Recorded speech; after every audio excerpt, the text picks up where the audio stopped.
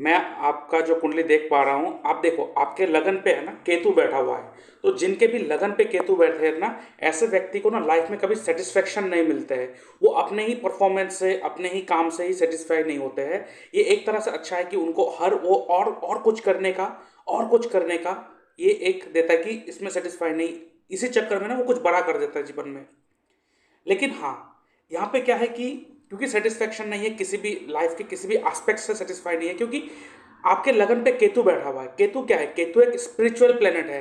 ये एक संत है, ठीक है। ये एक संत है, और संत का ना कोई मेटेरियलिस्टिक चीजों से लेना देना नहीं है। तो यहाँ पे प्रॉब्लम क्या होता है, जिनके भी लगन पे केतु बैठे होते हैं, इनको क्या होता है कि वो मेटेरियलिस्टिक दुनिया में, गृहस्थ जीवन में है, संसारिक में है। और केतु हो गया, किसी संसारिक चीजों से कोई मतलब नहीं है इनको। तो ऐसे व्यक्ति को ना ये प्रॉब्लम होता है, क्योंकि वो मेटलिस्टिक दुनिया में, वो मेटलिस्टिक चीजें तो बहुत चाह रहा है, क्योंकि वो है उस दुनिया में। लेकिन उसको एक्चुअली में क्या चाहिए? स्पिरिचुअलिटी। तो आप थोड़ा स्पिरिचुअलिटी से अगर जुड़े रहेंगे तो ये केतु आपको बहुत अच्छा देगा, ठीक है। दूसरा, यहाँ पे आप देखो कि आपका जो कुंडली है, वो जो लगन है आपका, वो लगन है चर लगन। चर लगन मतलब 5 6 7, आपका चर लगन है। चर लगन मतलब जो मूवमेंट में रहता है, क्योंकि ये जो राशि है ये मूवेबल राशि है, मूवमेंट में रहता है। तो जिनके भी कुंडली में लगन चर लगन का होता है, जिनका भी कुंडली, उनका जो 11th हाउस होता है, 11वां घर होता है, ये उनके लिए बाधकेश होता है, बाधक। अब क्या होगा पता है? 11th हाउस क्या है? आपका फ्रेंड है। 11th हाउस क्या है? आपका सर्कल है।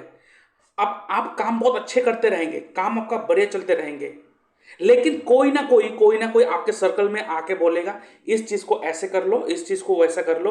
और आप जितना उनका बात सुनेंगे उतना ही आपको इशू होगा। जैसे कि मैंने उस समय जब आपसे बात किया था, आपको बोला था कि आप परफ्यूम का बिजनेस बहुत अच्छा कर सकते हो, लेकिन वहां पे कोई टेक्निकलिटीज चीजें होना चाहिए। जैसे कि आप वहां पे सिर्फ परफ्यूम मतलब पैकेटिंग मत बेचो, उसमें आप कॉम्बिनेशन करके जो सेंट को बनाकर लोगों का जो डिमांड होगा उस हिसाब से सामने जो बनाता है मिक्सचर करके, ऐसे कोई एक चीजें सेगमेंट आप ऐड कर दो। लेकिन कोई एक व्यक्ति ने आके आपको बोला कि उसमें इथेनॉल है जिसके लिए आपको प्रॉब्लम कर रहा है। देखिए, आप समझ पा रहे हो ना? आपने मुझे फोन में कहा कि आप कमाते भी बहुत अच्छा हो उस बिजनेस से।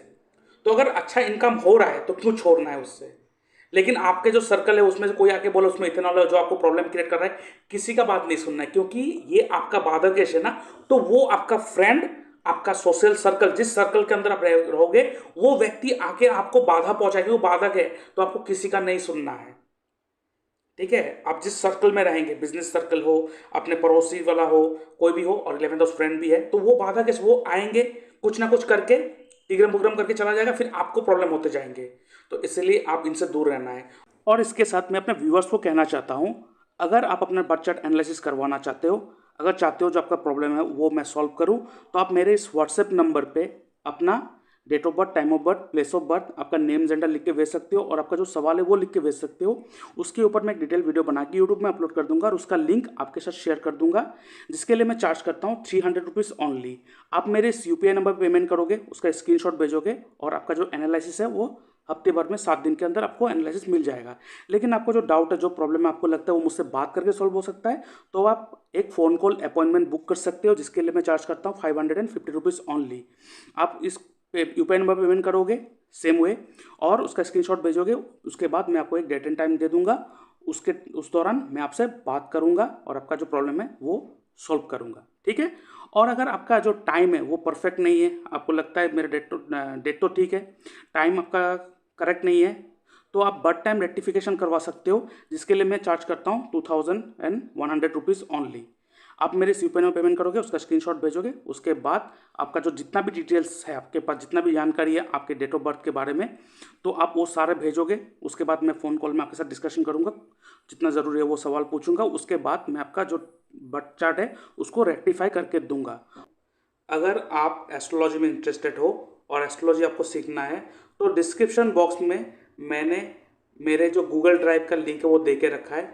वहाँ पे मेरे केपी एस्ट्रोलॉजी का, वैदिक एस्ट्रोलॉजी, ठीक है, उसके बाद वहाँ पे आपके वास्तु का कोर्स जो है वो वहाँ पे सब इंक्लूडेड है। वास्तु, उसके बाद केपी एस्ट्रोलॉजी, वैदिक एस्ट्रोलॉजी जहाँ पे नवतारा चक्र पद्धति भी इंक्लूडेड है, उसके बाद नक्षत्र त्रिपाप चार्ट का प्रेडिक्शन है, उसके बाद वहाँ पे आपका दशा लगन टेक्निक भी है, अष्टक वर्क टेक्निक भी है जहाँ पे अष्टक वर्क से भी चीज़ें प्रेडिक्ट करना सीखा जाता है, मेडिकल एस्ट्रोलॉजी भी है और साथ में मैरिज मेकिंग एस्ट्रोलॉजी भी है।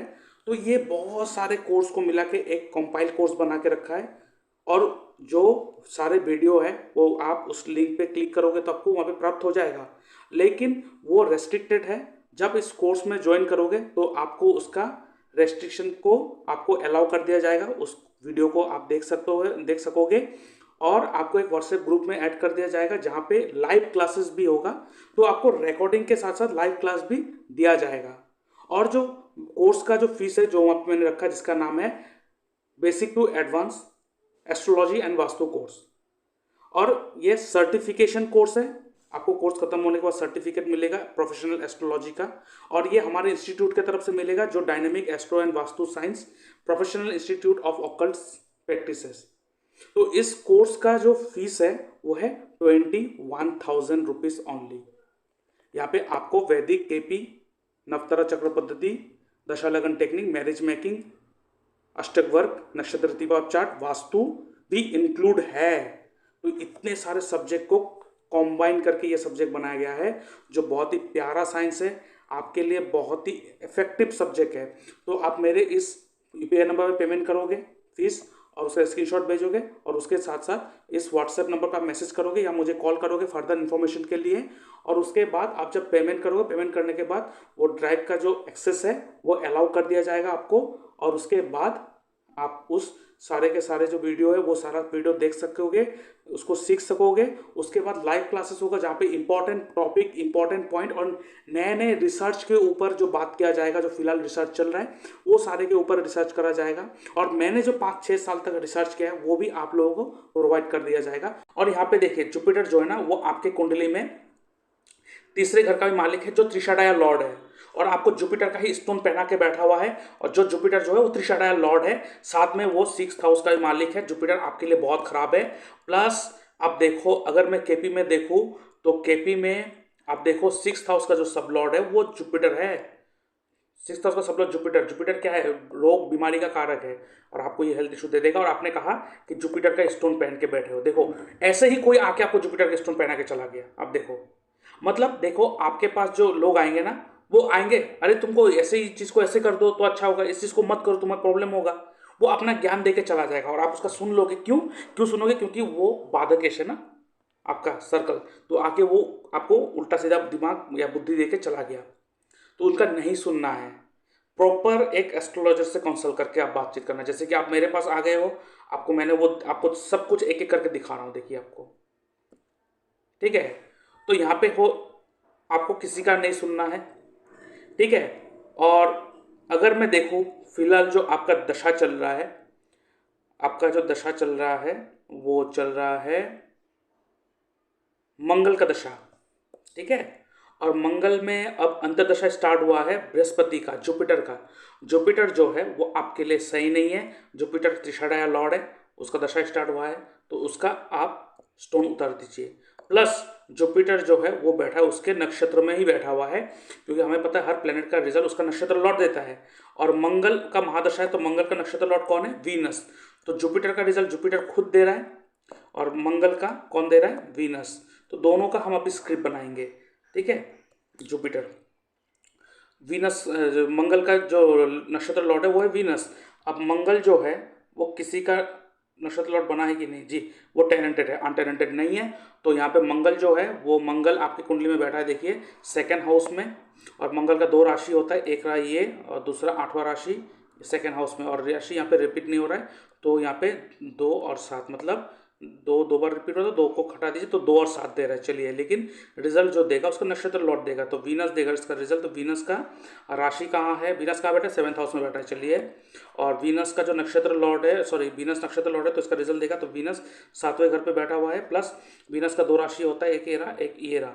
तो यहाँ पे देखिए आपका 1st house and 8th house आ रहा है। देखिए मंगल का रिजल्ट वीनस देगा, तो यहाँ पे फर्स्ट हाउस और सेवन्थ हाउस बिजनेस तो बढ़िया चल रहा है, लेकिन वहाँ पे तकलीफें आ रहा है, कुछ ना कुछ प्रॉब्लम आ रहा है। क्यों? क्योंकि यहाँ पे जो रिजल्ट दे रहा है वीनस वो एथ हाउस दे दिया है। ठीक है, तो एक चीज़ आपको ध्यान पे क्या रखना है, आपको मैं बता रहा हूँ। देखिए, वास्तु के हिसाब से लोग कहते हैं कि साउथ ईस्ट में किचन होना अच्छी बात है, और वीनस का जो डायरेक्शन है वो साउथ ईस्ट है, और वीनस यहाँ पे एथ हाउस दे के रखा है। एथ हाउस प्रॉब्लमेटिक है। अब क्या है, रिजल्ट कौन प्रोवाइड कर रहा है? वीनस। तो वीनस तो रिजल्ट प्रोवाइड करेगा, लेकिन जो प्लेनेट का दशा चल रहा है वो प्लेनेट आपके पास वो रिजल्ट लाके देगा। तो सोर्स कौन बना? मंगल। अब मंगल क्या होता है? किचन। सबसे पहले याद रखिए, मंगल का डायरेक्शन क्या है? मंगल का डायरेक्शन है साउथ। तो साउथ में वीनस का कोई भी आइटम नहीं होना चाहिए, मतलब किचन नहीं होना चाहिए।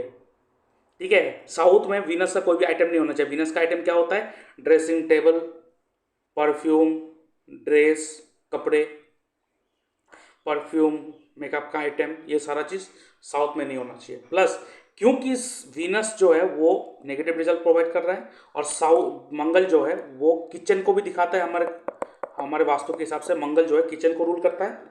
अब साउथ ईस्ट, क्योंकि वीनस का डायरेक्शन साउथ ईस्ट है, और वास्तु के हिसाब से साउथ ईस्ट में किचन बनाना सही है वो कहा जाता है। लेकिन आपके कुंडली में अगर साउथ ईस्ट में किचन होगा तो ये आपके लिए बहुत ही घातक होगा। प्लस साउथ ईस्ट में लोग कहते हैं ना रेड कलर होना चाहिए, आपके लिए ये सही नहीं है। तो अगर वहाँ पे रेड कलर है उसे हटा दीजिए, किचन है तो हटा दीजिए।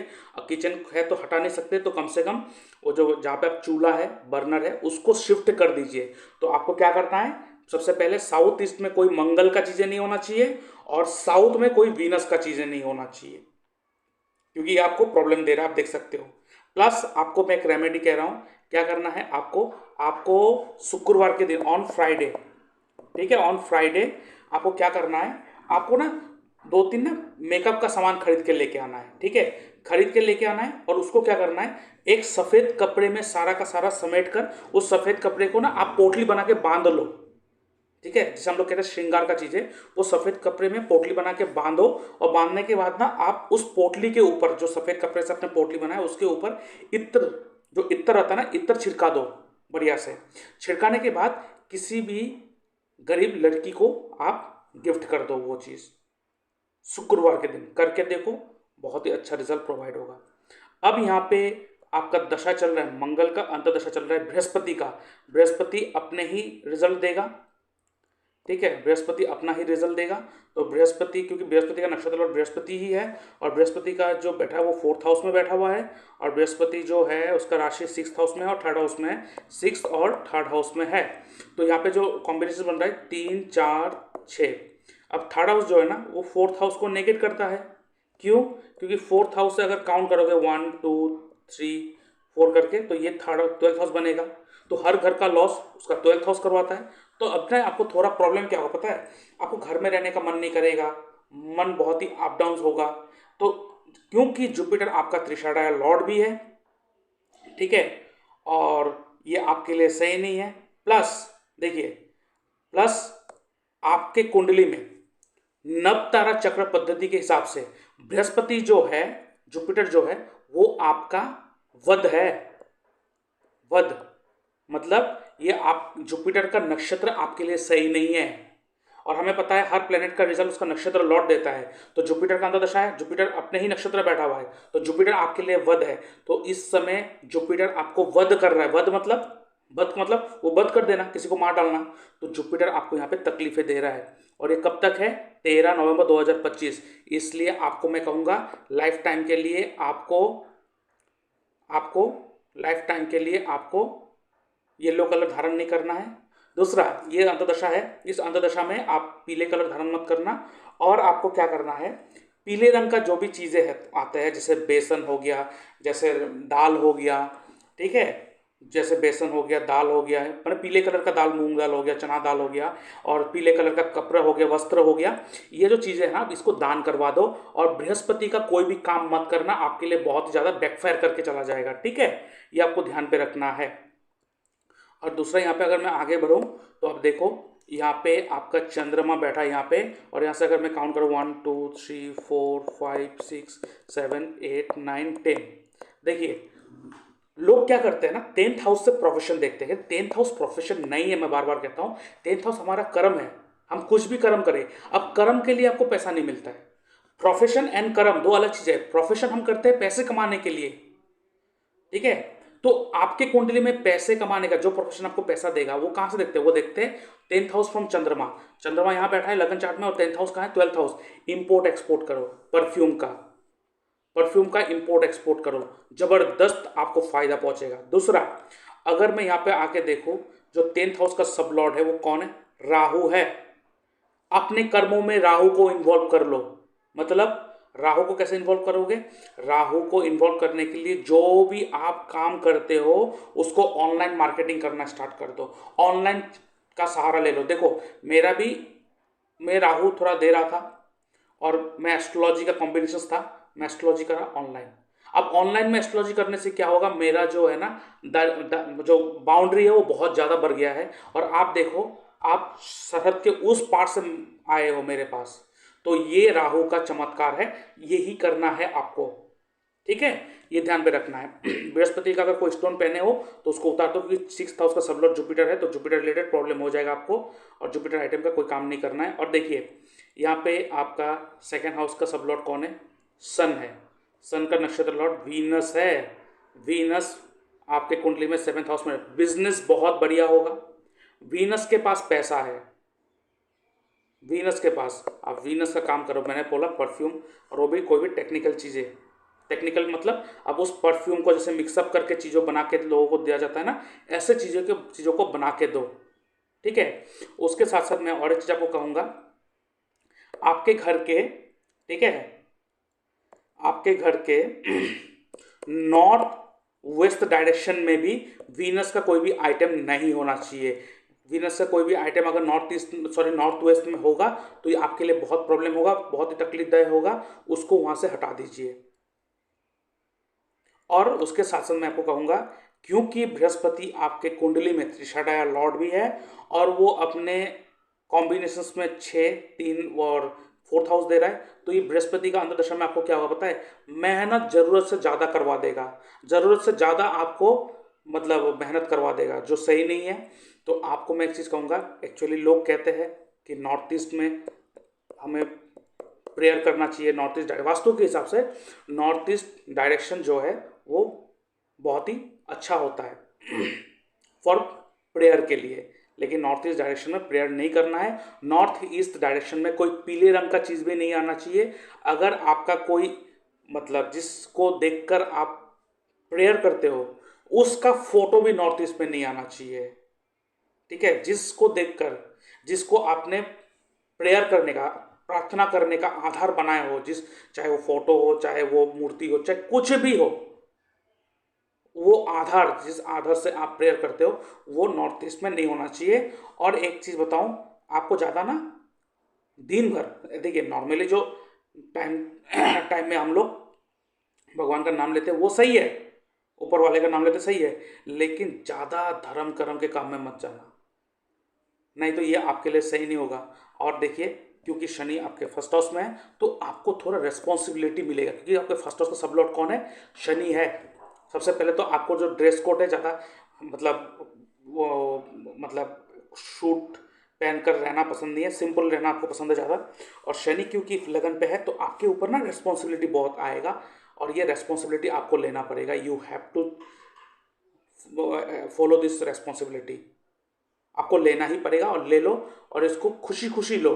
आपका लक चेंज करके रख देगा ये शनि, आपका लक चेंज करके रख देगा शनि, ठीक है। और देखिए अपने घर के, ठीक है, अगर आप किसी भी जगह पर बैठ के काम करते हो ना, किसी भी जगह पे बैठ के काम करते हो, तो मैं आपको बोलूँ आप कौन से डायरेक्शन में बैठ के काम करो जो आपके लिए बहुत सही होगा, ठीक है, जो आपके लिए बहुत सही होगा।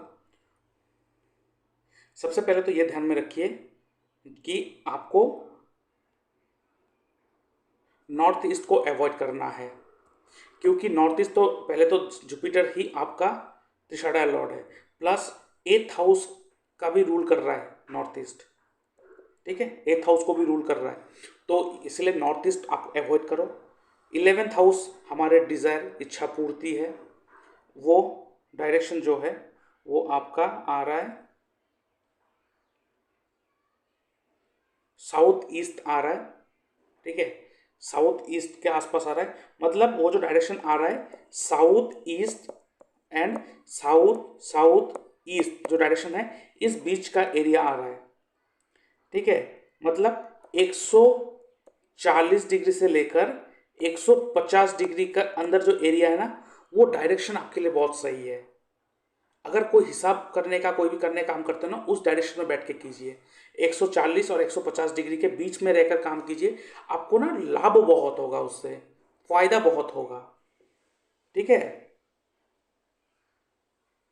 जी, आपको फायदा बहुत होगा उससे।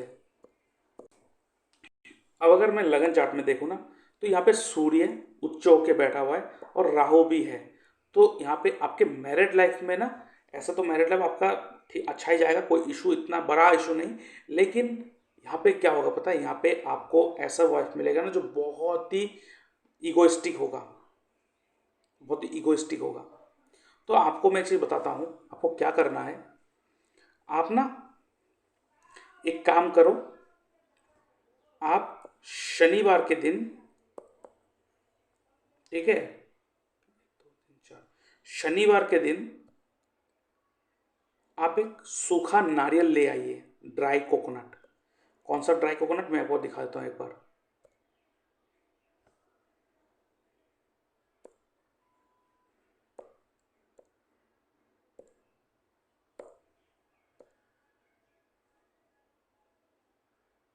देखा आपने, ऐसा ड्राई कोकोनट जो सूखा हो, जिसको पीस कर तेल निकाला जाता है, ये। तो ऐसा एक ड्राई कोकोनट अच्छा देखकर लेके आइए। लाने के बाद आपको क्या करना है, ये कोकोनट को ना ऊपर से थोड़ा कट कर दीजिए और ये जो पोर्शन है साइड में रख दीजिए। उसके बाद इस कोकोनट के अंदर, इस नारियल के अंदर आटा, गेहूं का आटा, ठीक है, प्लस इसमें चीनी, शुगर मिक्स करके, दोनों को पानी के साथ नहीं, सूखा मिक्स करना है। इसमें पूरा भर दीजिए, जितना भर सकते हो आप भर दीजिए। और भरने के बाद ये जो आपने कट किया था ना पोर्शन, उसको आप फिर से लगा दीजिए, ठीक है। अब इसको लगा दीजिए। लगाने के बाद आपको क्या करना है, आपको ये जो पूरा नारियल है इसको आप लेके जाइए पश्चिम दिशा, वेस्ट डायरेक्शन। आपके घर से पश्चिम दिशा में जाके जमीन पर गाड़ दीजिए इसको। जमीन पर, ये जमीन है, इसमें ऐसे गड्ढा कीजिए और उसके बाद ये नारियल को यहाँ पे गाड़ दीजिए। लेकिन ध्यान पे ये रखना है कि गड्ढा ज़्यादा बड़ा नहीं करना है और ज़्यादा अंदर नहीं घुसाना है, छोटा गड्ढा करिए ताकि नारियल जो थोड़ा ऊपर रहे, और ऊपर में जो मिट्टी होगा ना वो हल्का लेयर मिट्टी दे दीजिएगा, हल्का, ज़्यादा नहीं, ज़्यादा मोटा नहीं, ज़्यादा ही नहीं, हल्का लेयर का मिट्टी दे दीजिए। उसको करके आप सीधा घर पे चले आइए, मुड़ के मत देखिएगा, घर पे आ जाइए। घर पे घुस जाने के बाद आप फिर निकल जाइए, कोई इशू नहीं है, इसको करिए। तो इन सारी चीज़ों को आप फॉलो कीजिए, देखोगे आपको ना बहुत चेंजेस देखने के लिए मिल जाएगा लाइफ में।